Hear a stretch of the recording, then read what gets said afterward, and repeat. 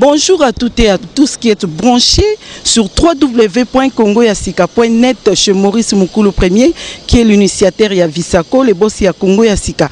Boss Oya Solaka tellement kitoko na batunaye, boss Oya collaboraka tellement bien, ben voilà. Devant ces petits micros, vous avez votre humble servante Sylvie Imanikita. Oyo boyebi bien, yesoki alobi, c'est que vrai. Te souhaiter bienvenue sur ces numéros semaine chaude. La tranche des différences, tranche chaude, mais ça n'a Imanikita. Je ne suis pas seule, je suis avec un artiste et comédien. Obino boyebi pe bolingara mingi bo mesana na mingi bo découvrir tout à l'heure. Je profite de l'occasion pour les saluer comme on a eu Mbutama Sebe. Bonjour Mbutama Sebe. Bonjour maman, bonjour na batunyo sur bazolanda biso, vraiment c'est un trop. Ya ozana moi si kitoko na masolo quoi, na sepeli. OK, merci beaucoup Mbutama Sebe lelo aye ko visiter biso, andimi penda gentiment ko répondre na invitation na biso. Mbutama Sebe to toyeba. Pour la nini kombo wana Mbutama Sebe, yango eza vrai nom na yo botama nango. Non, Mbutama Sebe eza kombo nanga ya scène. Eza neti na sala ba kombo ebele na ba scènes différentes scènes. Des fois ba mona nazala papi koko apé satalate, nazala vieux flamand, ba mona flamand, ba mona pe serpent le boa, actuellement vieux Thomas, mais vrai nom nanga o na botama nango Lolo Malombo. Donc on a des vrais noms nanga. OK, comment na Lolo Malombo. Mbutama Sebe ba fan na yo bazana poto comme Thierry Salou moi na Mikili alinga yeba. Est-ce que vous parler biso dans carrière na on monde ya comédie? Ouais, Mbutama Sebe aza jeune artiste oyo abandi ko évoluer depuis 2000 oyo na bimaki après avoir kozwa diplôme d'état na créé ki groupe nangai oyo na bengi Combo Pléiade, groupe évoluaka awa na Kinshasa. Bana poto pe bayebi yango po ava bakende ba utakawa bayebi nde masolo banda na leka na groupe mutu moko te na bima na ndenge nanga ndeke nzamba chaki loboko nde lelo tozali o tozalelo Mbutama Sebe tika nano menga na yoka ki ba format yo utana ba groupe moko ndenge nyozo wanga na batu mususu boye donc yo botama na ko artiste mbala moko. Non na botama artiste était c'est que la chance que j'ai eu na école na tangaki nazalaki formé par mes professeurs. Biso tokoli oyebi à l'époque ma solo ezalaki à ba promo scolaire. Alors à ba promo scolaire, j'ai défendu mon école qui est l'Institut méthodiste Benga. Alors on avait un chargé culturel qui était fort, yemuta forma kinga. Et c'est par là nazwaki goût. Ya ko sala théâtre, nazwa ba prix belé tant nazaki élève. Alors tant on a eu diplôme d'état, na lengi wana nde na format directement groupe nangai na leka na groupe a mutu moko te mama sans mentir mutu moko te a formanga nzambe nde acha loboko pona zaki na talent nde na bandaka bongo nzambe pe alandi na sima.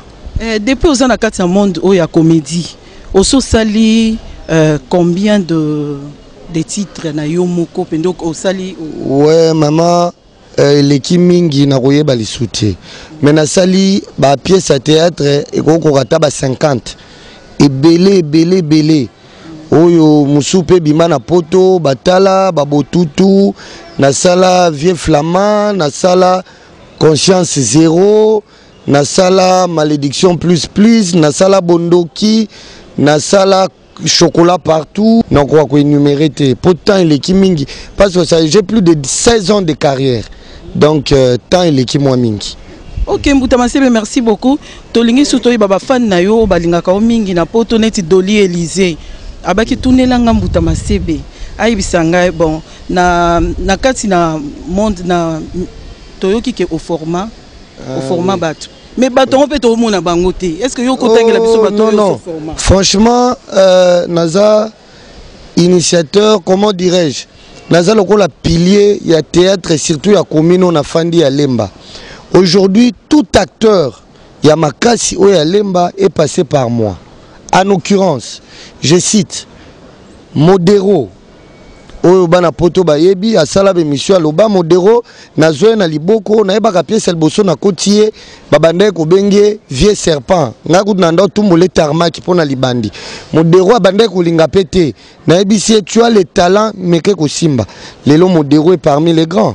Douche Kapanga. Douche Aza parmi les talentueux. Aleka et Pananga. Mayonnaise. Petit Junior Lusaoulou, un grand acteur aujourd'hui, au Batoubalingi, il est passé par moi. Nababaza tellement ébélé, Oyo Bayebi Yamakasi, Soki Bandimi, même Lelo Batista. Batista c'est parmi aussi Bato Bazo Sala, le Kumu Yalemba aussi. Aleki kaka atabi aleki pananga directement te mais nanzela nanga. Po misu baleki na groupe nanga te, mais tangu Badouche balongwe ba modero ba kei ba keko bima na sima ba modero baza descendant direct nanga. Donc côté on a zaka fier bien que jeune mais je suis papa pe koko ya ba comédie belé. Mais tu as remarqué Lokomoko, c'est comme si na kasi na monde na bino ya ba comédie, bozala rapenza na bo lingo moko, c'est comme si bozala nelo moko ezalo ko azura. Neti na ba collègue na yo entre ba collègue na yo na kotanga esobe na oki kotanga bo neti esobe. Relation na bino ezala ndenge nini? L'a dit esobe phénomène, oui. C'est un frère pour moi. Et sokobi ba comédie bazaka na zuwa. Je ne crois vraiment pas. Ba comédie bazarande nini. Tolinga ko se lancer ba défi pour pousser l'autre à faire mieux. Ponga so na ye na obi na danger. Tamsu soba se pelaté, tamsu vidéo on se pelaté. Il vient me prouver qu'il n'y a pas de danger par le travail. Biso to sakana moté à ma bête to agana zo ate mais to saka effort ya ko pousser baninga de travailler dur pour na ko prouver yo. Voilà et Sobe c'est un ami et na monde de théâtre na habité ba leader ba koye biso nazaka na problème te côté wana na tout akatolo maboko pembe. Je pense que moi boyoka ni zalaka boto si pe zalaka bana poto na ebike bolandaka nga bosi bomona nga na interview à mabete to moto aye koloba mabe ya mbuta masebe je ne crois pas fefi na o aza chéri nanga na linga mingi sœur nanga po ye pas parmi ba fan nanga liboso fefi na tambwe na pesi ombote na yebi koza na sengo John Ngela Fleuve Congo est-ce que na kosi John Ngela Fleuve Congo na kosité donc sans problème sans polémique Mbuta Masebe. OK Mbuta Masebe merci beaucoup au sali ba o to bengi nzonzingi na yeba no banzonzingi wana bo sala kawana bo bénéficiaire na nini na banzonzingi d'abord. Ouais banzonzingi et bénéficiaire biso d'abord na ko propulser aro tozanango etambola partout dans le monde. Et ça premier bénéfice nabiso bénéfice yami balé et ça pe ba relation oyo nzonzingi memela biso na fanda boye omoni pena ofandika olali pongi téléphone sonné boye nani wana o John Ngela lekana nukuna zwa boye bana balia pondo osatandaki nango te tamsu menisier moko abeti libaya banda tongo na basete ya ju monta wana te mais ngai kaka pona nzonzingi esali ke nazwa yango et bénéfice pe ça biso pe avantage il y a moins 100 francs par rapport à producteur bien que lelo ekufi bien que lelo nous déplorons makambango elali bana poto bakomiso bazwango ba chaîne internet et komi nango yo fele yango moyen to zo sous 100 francs zate et décourager ba producteur na profiter pe na lelela bango vraiment bandeko bino to soutenir biso bo sara biso to zala vraiment esprit bien botala na côté wana c'est des fois sauter comme la moi 100 francs pour tout là ta moi chemise moi cravate bana na bino balia moi lipa pour soki bongo te baninga libanda bozomona lelo ba nigérien lelo ba West africain ba tebele ba komi ko luka baleka biso pona nini bango so basali film les producteurs se retrouvent ba artistes pe bazo se retrouver mais biso eza pas na lancé SOS so bomoni SOS eza lettre ya suka te na ZBZ donc eza ko laksa ki na comme na suka boyoka mawa botela biso kawana na ngana tu na susu na banzonzingo sala pièce nini pena o mona ke et sala yo penda uzala Mbuta Masebe pe pesa au succès makasi. Ah mais c'est compliqué parce que ba vie est comme à partager mutu muso ko loba sepela kana sert pas les bois mutu muso ko loba ngala linga e kaka ntango alataki azaka Mbuta Masebe muso ko loba vie flamand mususu donc ba vie est à partager mais ce qui est sûr na salaka effort na pièce nanga nyonso na échoué. C'est ça mon objectif. Yo moko na kati na eza na pièce moko penda oyo santa ke esala ozala bon pièce o ebimisa ngai ezali malédiction Mbuta Masebe baza okengela mwana soko sokola mo lelo pe na moni loko ngo ebimi i o a ayebi eloko te mosala na ye kokengela na douche basi baosokola donc eloko wana penza eza eloko moko bayebaka nga nango so bamoni moto aroba bitala joyo angaki ekengela mwana olavi donc wana première pièce ya liboso mpe nasalaka na télévision oyo ebimisaka. Ok Mbuta Masebe, est-ce que okosala biso mwa eloko moko mokie bana mikili balanda yo tel que Maurice Mukulu premier ou aza boss les cafés noirs de Norvège azala posa mona eloko moko zosala Blaise alingi na la mignon aza molonga nae baza vraiment na posa ba mona eloko moko rosala Debeles mwana Paris azozela sala biso mwa eloko mokie bandiko nanga sikoyo na komi Mbuta Masebe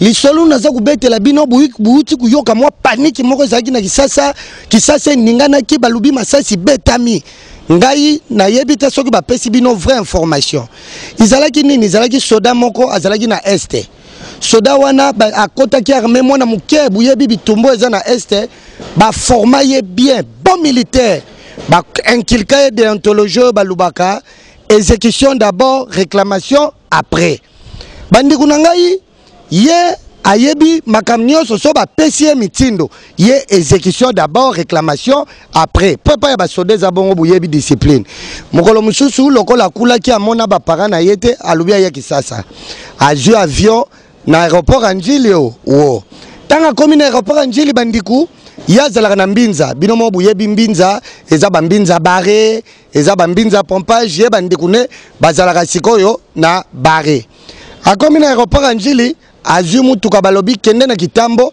so komi na kitambo kuyoka mbinza bandiku soda kitikaka ayuka awa 207 za kurenye bandiku ayuka receveur moko za kubelela kuna bare yabi nana bandiku pesa nga mitinda kubuma lero yo bare anayuka nanu bien na kuya kubuma bibumela afandi nyayoka susu bare abiba exécution d'abord réclamation après à charger munduki na yebandeko tant kaka receveur wana letika boki sous le seba bare bimisi munduki encore zena munition to abandiko buma batu nyoso bazaki libusu na ye bandiko receveur wana letika tikite yuka zuba receveur bare nzela bi donne na bumie kokite na koma buma na nzela soda wana dembeli peka na taxi bisango bare nzela toto nzila bandiku asilisi batu receveur zuba yuka boke lokoyo bare deux personnes ba lokola za kutinda nganga ka mitindo atali oya bimali boso na ye to mususu abimi mupandi to receveur atika te buyuka eloko bumisi receveur bare mutu moko à Soudan abi la charité bien ordonnée commence par soi-même atalika receveur na mutu owo ta receveur akufi panique salami bakangi alubi ezangate réclamation après exécution d'abord nayebi ki saliba na pote sengo.